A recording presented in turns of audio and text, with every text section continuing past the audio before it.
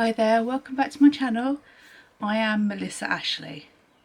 First of all, I want to get started by saying this vlog today is a little bit of an update about me, my health, my lifestyle. Sorry, Buster's here too, in case you didn't know who Buster was. He's my doggy.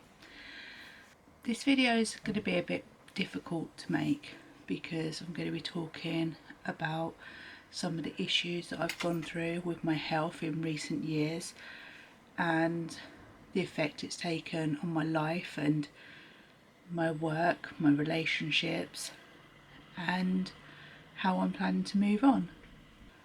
I've been poorly since I was in my early 20s and I'm 42 now. I had been diagnosed with having ME when I was in my early 20s, and my health has been up and down ever since then. I've had issues with every part of my body you can possibly imagine. I've had problems with even being able to stay awake.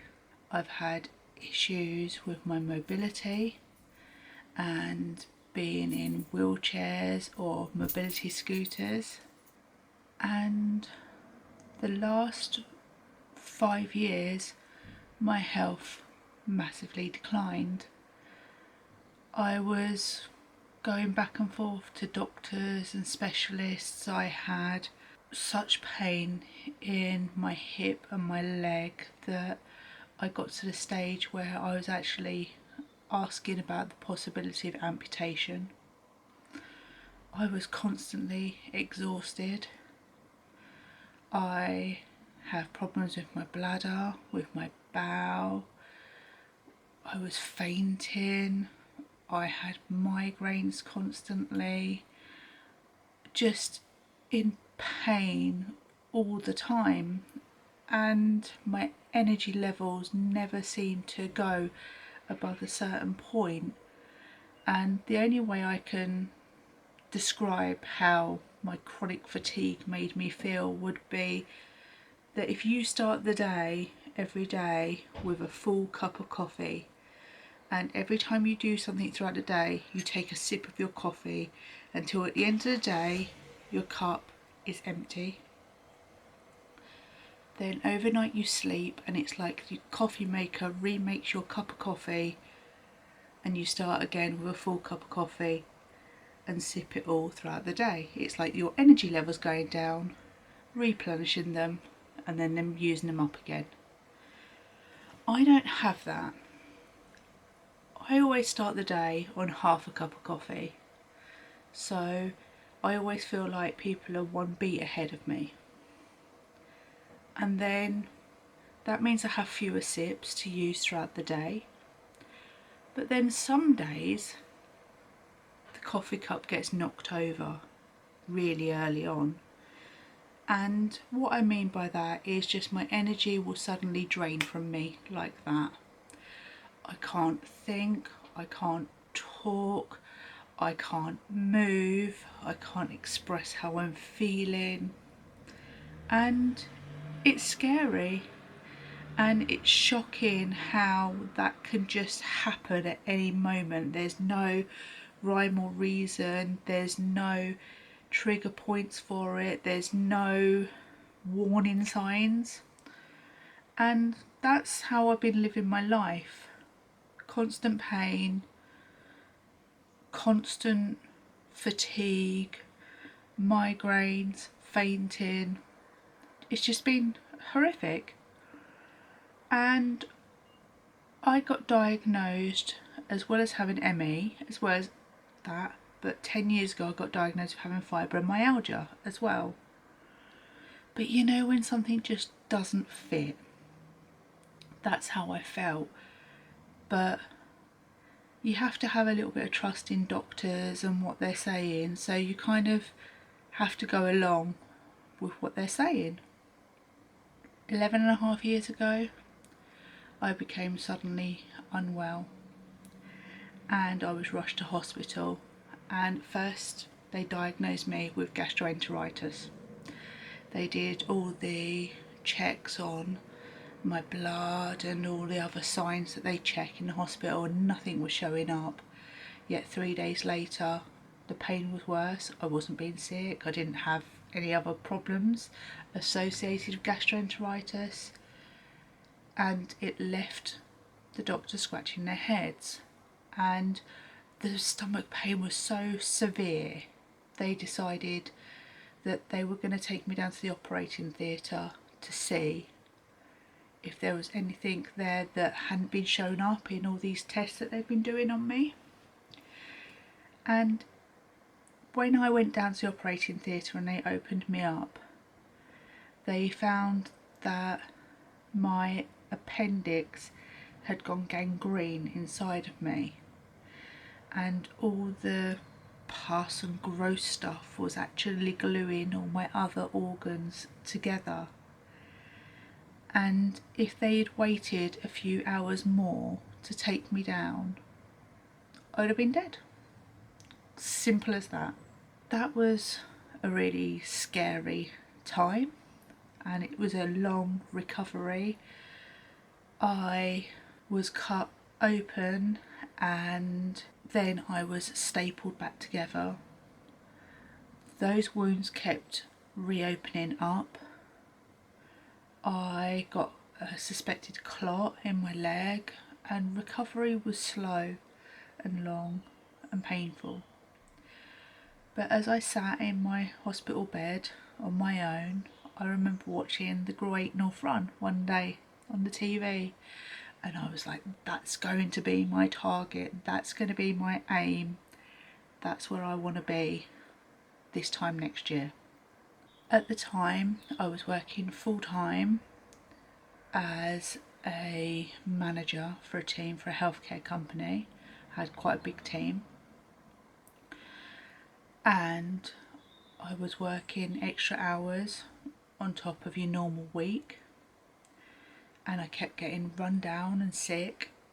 And after my recovery from being in hospital after my operation, I kind of got back into the swing of working, and then I started to get tonsillitis, and I got 11 bouts of tonsillitis within a few months. And it was so severe that the doctors then made the decision to take my tonsils out. So I went to hospital to have my tonsils removed, and I came out of hospital the next day, and then my tonsils started bleeding, which can be a sign of major infections, and it's just a disaster. They tell you have to rush back to hospital. So I did, and I spent another week in hospital. I recovered from that, and I was now about 6 weeks away from the Great North Run, because I had applied, I'd got a space, but I hadn't done any training. And I wasn't fit, I'm not going to lie. I was overweight and I was not fit, but I did have my mobility at that point, and I crammed in 6 weeks of training to do a half marathon. And I went up to Newcastle and I competed in the Great North Run. I didn't do any great time. Please don't think that I went from that to super athlete in 6 weeks. Of course that never happened. It took me hours, but I completed it and I did it on my own, and I was so elated. I was like, I've come from being nearly dying in a year to completing a half marathon, something that I'd always kind of dreamed of doing. However, after completing the Great North Run, within 5 weeks I was in a wheelchair. My body just shut down. It said no. I had pushed my body to its limits in every sense. I had gone through multiple medical procedures. I had stressed my body. I had overtrained. I had given it every worst scenario it could possibly have, and it just stopped working. And I went from doing the Great North Run to so many weeks later being in a wheelchair. It was soul destroying. It meant I couldn't do my job very well anymore. I actually asked to be demoted. I couldn't stay awake. I was in pain. And the great cycle of visiting hospitals and doctors all started. And that's when the fibromyalgia got diagnosed. I kind of went about my business for the next 5 years. I stopped working for a while completely. I couldn't cope. And then when my body felt able, I got myself a little part-time job. And then when I found that I was having some issues there with that job, I don't mean with the job itself, I worked in a travel money bureau, and if you know that they're quite a small enclosure, and I couldn't physically get comfortable in there. So after 3 years of working there, I knew I had to change. I then went to work in an office, and then from the office job, just on the telephones, I quickly then changed roles within that office and took on something of more responsibility. But it wasn't the route that I wanted to go down. I didn't want to have that stress of leaving work and still constantly having my mind thinking about work. I wanted something that I could go to work, do a good job while I was there, but when I walked away, I didn't have to think about it again. And that's when I got the job that I'm in now, which I work part-time. I work in human resources and I absolutely love my job. I love my boss. It's great. But other things happened too. After I'd been in the wheelchair a little while, my weight absolutely piled on, and I joined Slimming World. And over the course of a few years, this wasn't an overnight thing, I was 1 pound away from losing 5 stone in weight. And I was the lightest and slimmest that I had been in my adult life. I've always been a big girl in my adult life, and this was the lightest and slimmest I'd ever been. I had a couple of relationships that lasted a couple of years here and there,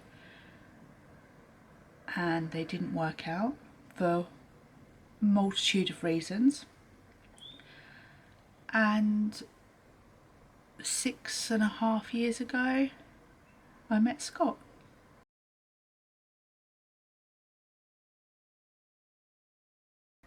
We met on a internet dating site, one of them dodgy free ones, but I got myself a good one there. And he's one of the most kindest, generous men I've ever met in my life, and supportive. And throughout the hard times, I have told him to leave, told him to find someone that could give him as good a life as he deserves. And he says that I'm that person. And I'm so lucky to have him.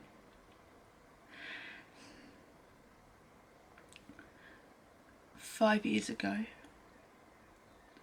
I was in the best shape of my life with regards to my weight, and my health had kind of started being a little bit kinder to me. I was able to move a bit more and go out and do a few things, which was fantastic.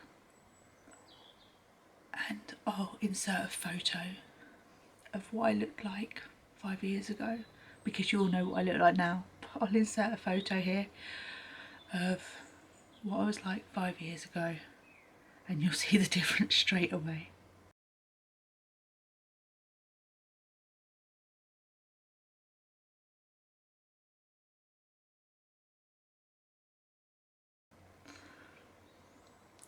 Then over the last 5 years, things started going seriously wrong. Different parts of my body started going wrong. This is what I was talking about: the bowel problems, the bladder problems, my leg, my absolute pain, my shoulder not being like, I can't necessarily grip things all the time with my hands.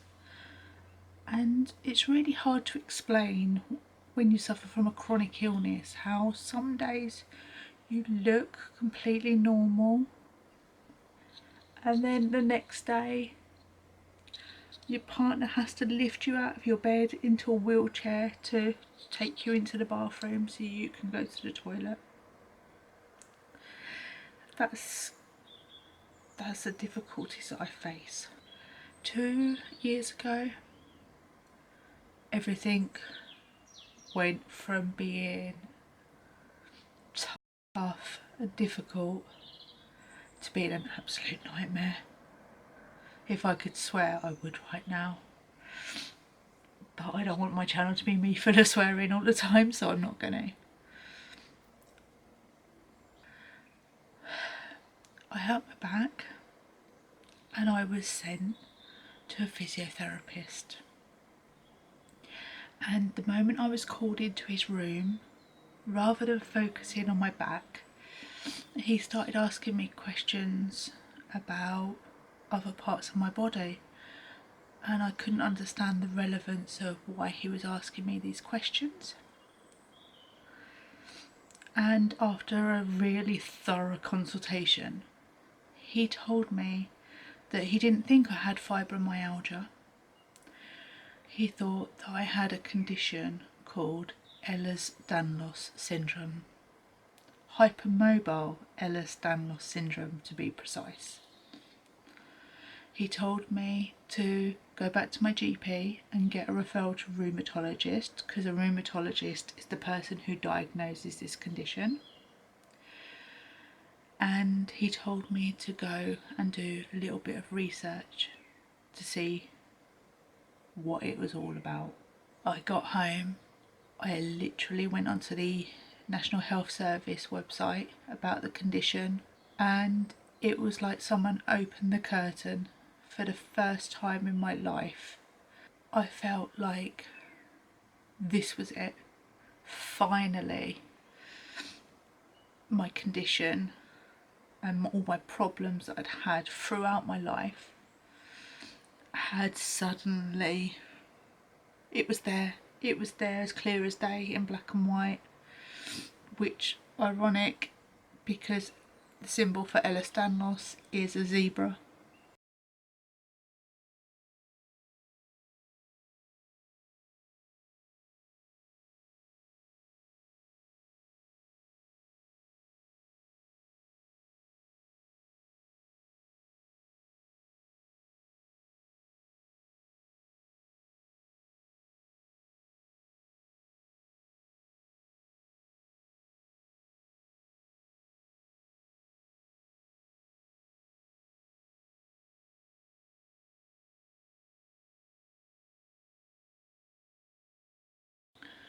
I got the condition diagnosed and I got a bit of an action plan put in place, and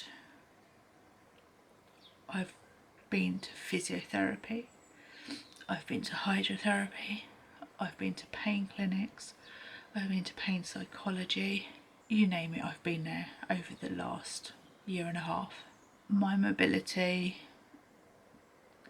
declined so much in the last 2 years that if I go out now, I have to use my mobility scooter. I cannot rely on being able to walk more than a few steps, and if I can manage a few steps, it's in pain.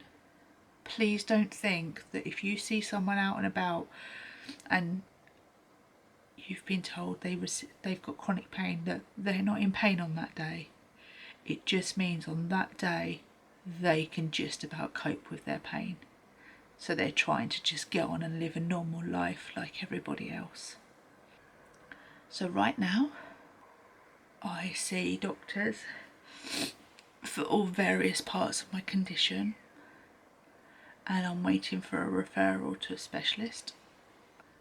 Right now I have gained a shed load of weight. I am a big girl. I'm back up to a size 22. I honestly don't know how much I weigh right now. I am on morphine 24 hours a day. So if you do see me out and about on my scooter and think, she looks fine. That's because I'm functioning on morphine. I also take other tablets and concoctions to deal with my health problems, but they're the main things. But I need to start doing something about this. This weight is not helping me. It's not helping my mobility. It's not helping me to... Recover's not the right word. My illness is a genetic illness which some stages may affect me, some stages it may not, and I may feel a whole lot better. But that's anyone's guess. So regardless of what happens, I need to try and help myself. And that's what I'm going to do.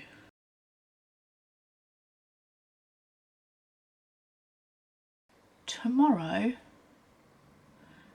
I start training with a PT, personal trainer.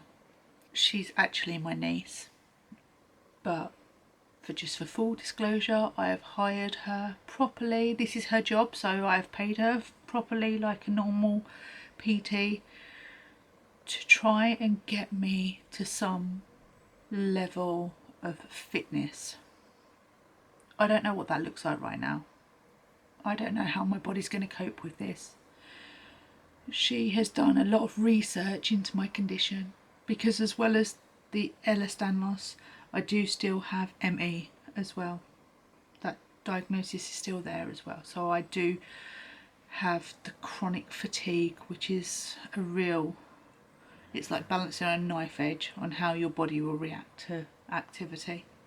So tomorrow I start training with her, and we are going to do 2 days a week. That's the start. Then in 2 weeks' time, I am starting a healthy eating food psychology course with the hospital, because I binge eat. I binge eat because I'm a bit of a chubby girl and I like my food, and I'll sit and eat chocolate till the cows come home. I'm not going to lie about that, I'm greedy. However, I also eat when I crash. So if you can imagine, when I'm at work and I still have an hour and a half of my work day left, and my cup of coffee, as I described it earlier, gets knocked over and everything drains from me, the thing that I reach for is the high calorie, high fat, high sugar snacks to give me that rush, that sugar rush, to just get me through the end of the work day. And that's become a real vicious cycle of how I've been living my life, and I don't move enough to outweigh all the amount of rubbish that I stick in my mouth just to get through the next moment, the next hour, the next day. So I'm starting a food psychology course. I have big plans this year. I have a holiday booked up to Scotland at Easter, and hopefully today we are booking a holiday to Thailand for towards the end of the year. And we have so much planned in between. There is concerts, theatre shows, days out, just a whole lot of fun in my diary for the year ahead.